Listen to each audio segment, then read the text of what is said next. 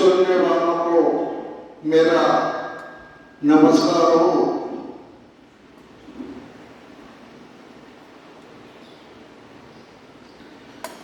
पिछली वीडियो में मैंने आपको आसुरी स्वभाव वाले मनुष्यों के बारे में भगवान कृष्ण ने अर्जुन को बताया था कि आसुरी स्वभाव वाले लोगों का क्या गति होती है और वे कौन से लोग होते हैं, उसकी पहचान बताई थी। आज मैं आपको बात बताने जा रहा हूँ। कोई भी हम लोग काम करते हैं तो मुहूर्त निकाल करके काम करते हैं, वही काम सफल होते हैं। जो बगैर मुहूर्त के काम करता है उसका फल क्या होता है, उसके बारे में भगवान कृष्ण अर्जुन को बताने जा रहे हैं। अर्जुन बोले, हे कृष्ण, जो मनुष्य शास्त्र विधि को त्याग कर श्रद्धा से युक्त हुए देवा आदि का पूजन करते हैं, उनकी स्थिति फिर कौन सी है, सात्विकी है या राजसी या तामसी? उस बारे में भगवान कह रहे हैं कि हे अर्जुन, मनुष्यों का यह शास्त्रीय संस्कारों से रहित यानी शास्त्रीय संस्कारों के बिना केवल स्वभाव से उत्पन्न श्रद्धा, सात्विकी और राजसी तथा तामसी ऐसे तीनों प्रकार की होती है, उसको तू मुझसे सुन। हे भारत, यह भारत नाम अर्जुन से संबोधित करके भगवान बोल रहे हैं कि हे भारत, सभी मनुष्यों की श्रद्धा उनके अंतःकरण के अनुरूप होती है। अंतःकरण का मतलब यह होता है कि कोई भी काम आदमी नया शुभ काम करता है, सबसे पहले यह देखा जाता है कि उसका भाव कैसा है। अगर उसका भाव अच्छा है तो फिर कोई परेशानी नहीं होती, वह काम ठीक होता है। इसलिए जो पुरुष जैसे श्रद्धावान है वो है स्वयं भी वही है। सात्विकी पुरुष देवों को पूजते हैं, राजस पुरुष यक्ष और राक्षसों को तथा अन्य जो तामस मनुष्य वे प्रेत और भूत गणों की पूजा करते हैं। यानी कहने का मतलब यह है कि जो सात्विकी पुरुष अपने भाव से पूजा करता है वो देवों को पूजते हैं। देव हमारे महादेव हो गए, कृष्ण भगवान हो गए, श्री रामचंद्र जी हो गए, दुर्गा मैया हो गई और भी काली माता, यह जो महान देवताओं की ब्रह्मा विष्णु महेश की पूजा करते हैं उन्हें कहते हैं सात्विकी पुरुष। और जो पुरुष यक्ष और राक्षसों को तथा जो पूजा करते हैं उन्हें कहते हैं राजसी पुरुष। और जो भूतों और प्रेत की पूजा करते हैं उसे कहते हैं तामसी लोग। प्रेत वह लोग बनते हैं जिनकी अकाल मृत्यु यानी किसी दुर्घटनावश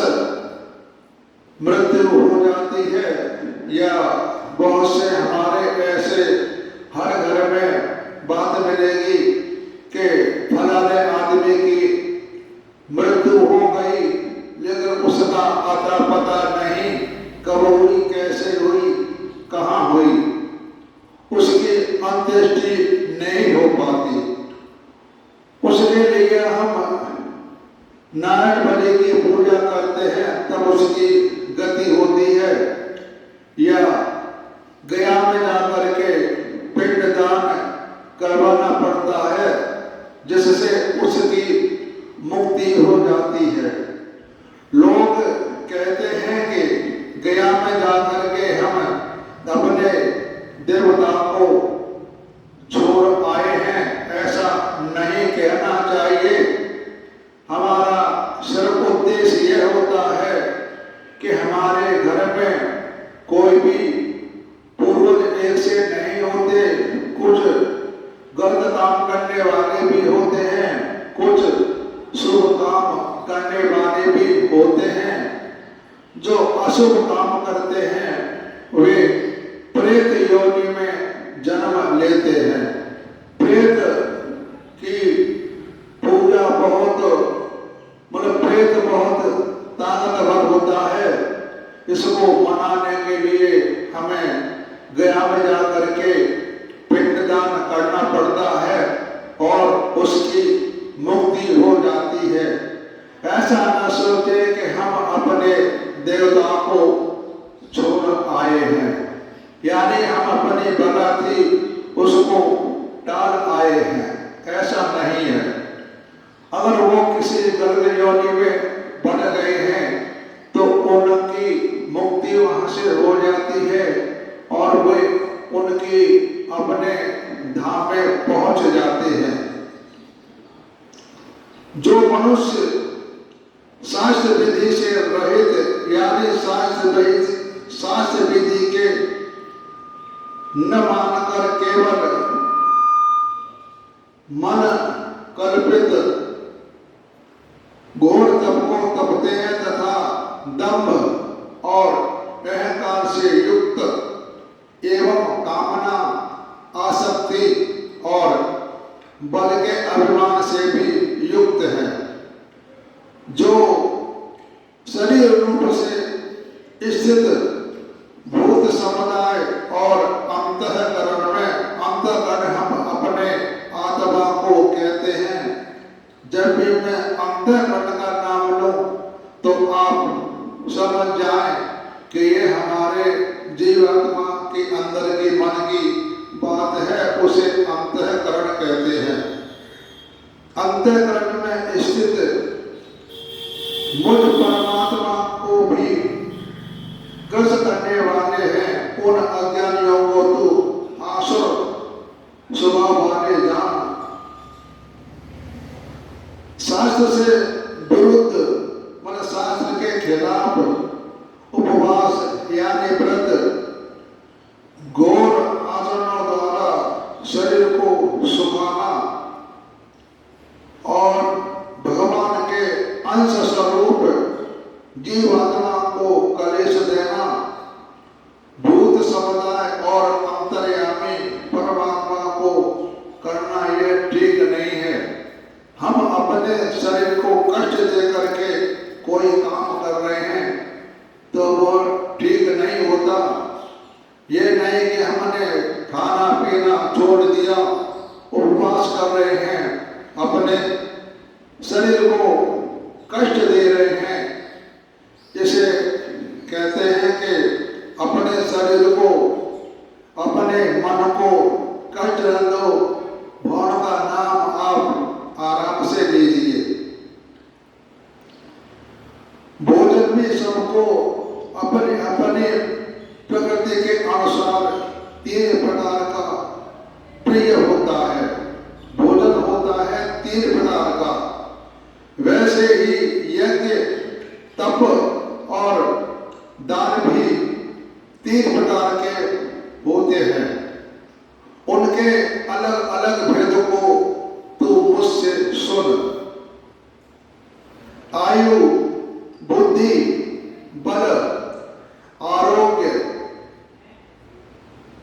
सुख और प्रीति को बढ़ाने वाले, रसयुक्त, चिकने और स्थिर रहने वाले तथा स्वभाव से ही मन को प्रिय ऐसे आहार अर्थात भोजन करने में पदार्थ सात्विक पुरुष को ही प्रिय होते हैं।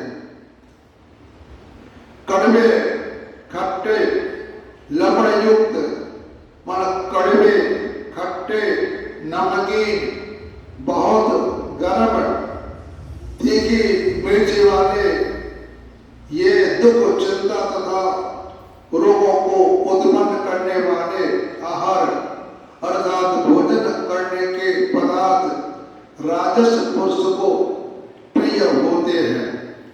तो पहले मैंने आपको सात्विक के बारे में बताया, उसके बाद राजसी पुरुष के बारे में बताया, और जो भोजन अधपका रस रहित कहते हैं, सूखा भोजन दुर्गंध युक्त बासी और उच्छिष्ट है तथा जो अपवित्र भी है, वह भोजन तामस पुरुष को प्रिय होता है।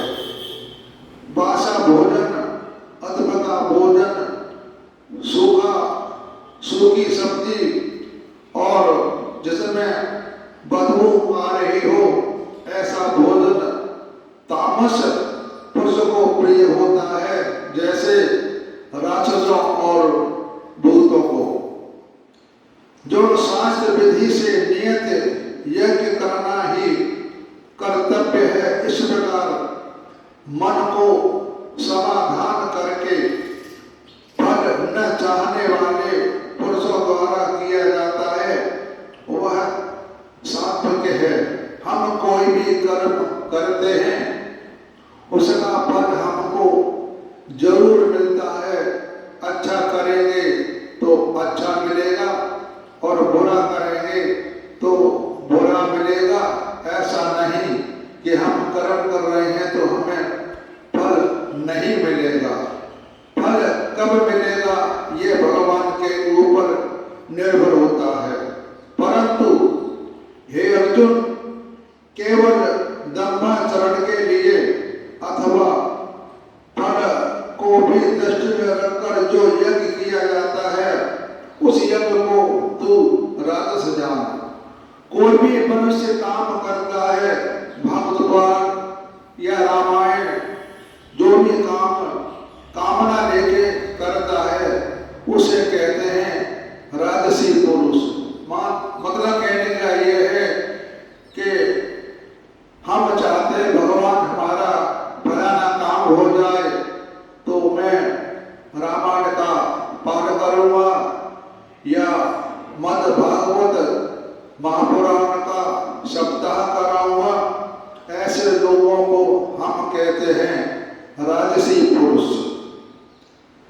शास्त्र विधि से हीन, अन्नदान से रहित, बिना मंत्रों के, बिना दक्षिणा के और बिना श्रद्धा के किए जाने वाले यज्ञ को तामस यज्ञ कहते हैं।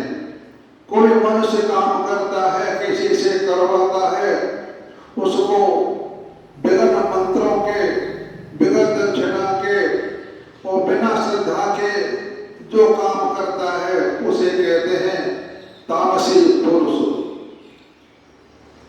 देवता, ब्राह्मण, गुरु और ज्ञानी जनों का पूजन, पवित्रता, सरलता, ब्रह्मचर्य और अहिंसा, यह शरीर संबंधी तप कहा जाता है। यहाँ गुरु शब्द से माता, पिता, आचार्य और वृद्ध एवं अपने से जो किसी प्रकार भी बड़े हों, उन सबको यहाँ गुरु नाम से संबोधित किया है। यानी गुरु कहते हैं माता को, पिता को, आचार्य को, अपने से उम्र में बड़े या किसी ऊंचे पद पर बैठा हो, इन सबको गुरु की संज्ञा दी गई है। मन और इंद्रियों द्वारा जैसा अनुभव किया हो, ठीक वैसा ही कहने का नाम यथार्थ भाषण है। इस प्रकार मन संबंधी तप कहा जाता है।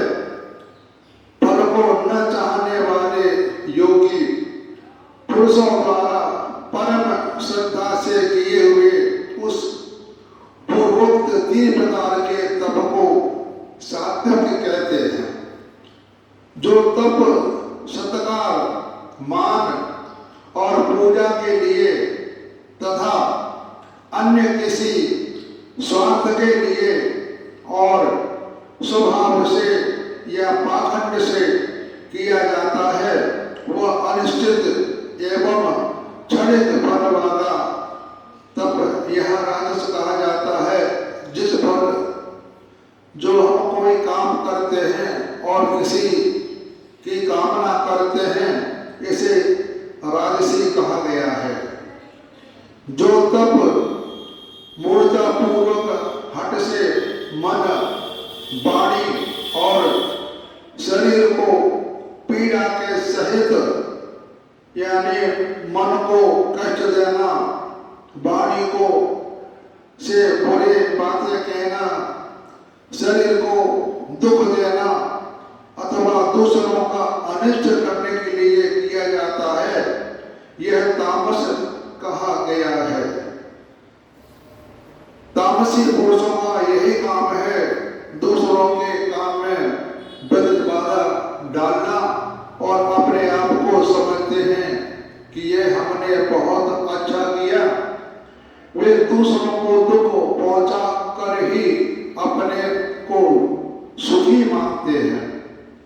दान देना ही कर्तव्य है, ऐसा भाव से जो दान देश तथा काल और पात्र के प्राप्त होने पर उपकार न करने वाले के प्रति दिया जाता है, वह दान सात्विक कहा जाता है। किंतु जो दान कलेश पूर्वक, मतलब घर में हमारा कलेश है, न पत्नी से बनती है, न बच्चों से बनती है, न भाइयों से बनती है, न पड़ोसियों से बनती है, यानी हम किसी की बात को नहीं मानते, हट करके हमारे मन में जो आता है वही काम कर बैठते हैं।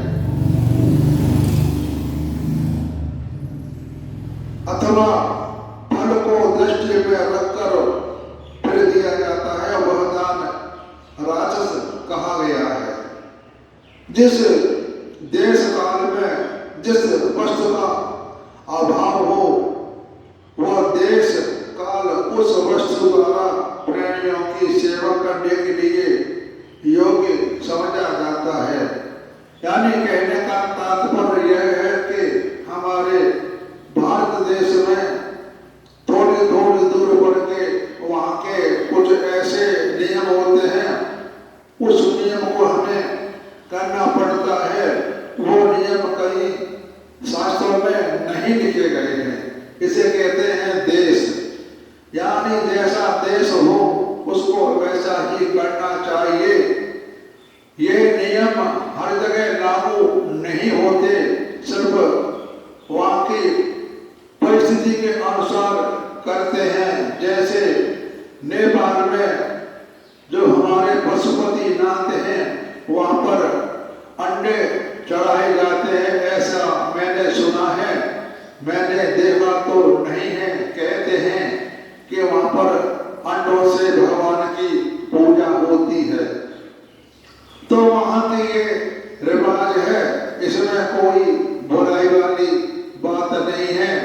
कई लोग मांस मंदला बना करके पूजा करते हैं, जैसे काली देवी की, इसमें भी कोई दोष नहीं है। अगर आपके यहाँ पर ऐसा नियम है तो जो जैसा करना चाहे कर सकता है, उसको कोई दोष नहीं लगता। भूखे, अनाथ, दुखी, रोगी और असमर्थ तथा भिक्षुक यानी भिखारी आदि तो अन्न, वस्त्र और औषधि एवं जिस वस्तु का जिसके पास अभाव हो, उस वस्तु द्वारा सेवा करने के लिए योग्य पात्र समझे जाते हैं। और श्रेष्ठ आचरण वाले विद्वान ब्राह्मण जन धन आदि सब प्रकार के पदार्थों द्वारा सेवा करने के लिए योग्य पात्र समझे जाते हैं। जैसे प्रायः वर्तमान समय के चंदे चिट्ठे आदि में धन दिया जाता है, अर्थात मान बढ़ाई प्रतिष्ठा और स्वर्ग आदि की प्राप्ति के लिए अथवा रोग आदि की निवृत्ति के लिए। यानी हम कोई कहीं पर किसी मंदिर में दान देते हैं तो मन में यह ख्याल नहीं लाना चाहिए भगवान मैं दान कर रहा हूँ, मेरा फलाना काम बन जाए तो आपकी बड़ी कृपा होगी। दान वैसे गुप्त दिया जाता है, दान में कहीं नाम नहीं लिखाना चाहिए। दान वही श्रेष्ठ होता है जो गुप्त दान दिया जाता है, उसमें कोई नाम नहीं। बहुत से लोग अपना नाम के लिए जाकर के मंदिर में अपने नाम का पत्थर लगवा देते हैं कि फलाना फलाना काम यह मैंने करवाया है। जो दान बिना सत्कार के अथवा तिरस्कार पूर्वक अयोग्य देश काल में और कुपात्र के प्रति दिया जाता है वह दान तामस कहा गया है। यानी कहने का मतलब यह है कि जो कोई आदर नहीं देश काल में कुपात्र के प्रति, यानी ऐसे उल्टा सीधा राक्षसों भूतों की जो दान करते हैं वह दान तामसी कहा जाता है। ठीक है ना, आया समझ में या नहीं? तो ये 3 प्रकार की व्याख्या चल रही है, सात्विकी मनुष्य की, राजसी मनुष्य की और तमोगुण मनुष्य या आसुरी स्वभाव वाले। ओम तत् सत, ऐसे यह 3 प्रकार का सच्चिदानंद घन ब्रह्म का नाम कहा है। ब्रह्म का नाम ओम भी कहते हैं, तत् भी कहते हैं और सत भी कहते हैं। कहते हैं ना हरि ओम तत् सत, यह ब्रह्म का नाम है, हरि ओम तत् सत।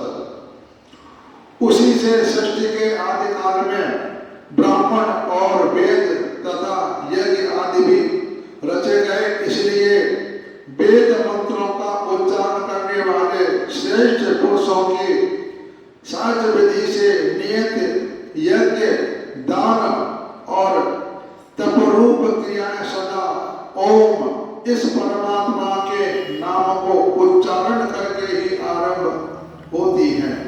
अर्थात तत् का अर्थ होता है नाम कहे जाने वाले परमात्मा का। ओम का मतलब यह है कि ओम का नाम उच्चारण करके आरंभ होता है, उसे कहते हैं ओम की परिभाषा दी गई है। और तत् कहे जाने वाले परमात्मा का नाम यह सब है, तत् कहते हैं राम का नाम। इस भाव से फल को न चाहकर नाना प्रकार की यज्ञ तपरूप क्रियाएं तथा दान रूप क्रियाएं कल्याण की इच्छा वाले पुरुषों द्वारा की जाती है। इस प्रकार यह परमात्मा का नाम सत्य भाव में और श्रेष्ठ भाव में प्रयोग किया जाता है तथा हे पार्थ उत्तम कर्म में भी सत शब्द का प्रयोग किया जाता है। ओम का मैंने आपको अर्थ बता दिया, तत् का मैंने आपको नाम बता दिया और सत शब्द का प्रयोग किया जाता है उत्तम कर्म करने में। ओम ब्रह्म का नाम, तत् राम का नाम लेने में और सत उत्तम कर्म करने में, उसे कहते हैं ओम तत् सत। तथा यज्ञ तप और दान में जो स्थिति है वह भी सत इस प्रकार कही जाती है और उस परमात्मा के लिए किया हुआ कर्म निश्चय पूर्वक सत ऐसे कहा जाता है। हे अर्जुन, बिना श्रद्धा के किया हुआ हवन, दिया हुआ दान एवं तपा हुआ तप जो कुछ भी किया हुआ शुभ कर्म है वह समस्त असत इस प्रकार कहा जाता है, मतलब वो ठीक नहीं है, इसलिए वह न तो इस लोक में लाभदायक है और न मरने के बाद ही। यानी कहने का मतलब यह है कि जो बिगड़ शास्त्र से काम किया जाता है उसका फल न मृत्यु लोक में और न ही स्वर्ग लोक में प्राप्त होता है। तो ये मैंने आपको बता दिया कि बिना शास्त्र के कर्म किया हुआ का कोई फल नहीं मिलता। ये भाइयों, आप कोई भी काम करें किसी विद्वान पंडित से पूछ करके ही यह कार्य करें, उसका फल आपको पूरा पूरा मिलेगा। हरि ओम तत्सत। आप सभी को मेरा नमस्कार हो। मेरी वाणी का आप जरूर सुने और उसका चिंतन करें तो आपको फल पूरा मिलेगा। भगवान से प्रार्थना करता हूँ आप सबको सुखी रखे, आप अच्छे काम करें, किसी के लिए बुरा काम न करें तो आपके रास्ते पूरे खुले होते हैं। अब मैं अगली वीडियो में बताऊंगा, उसके बारे में आपको कल बताऊंगा।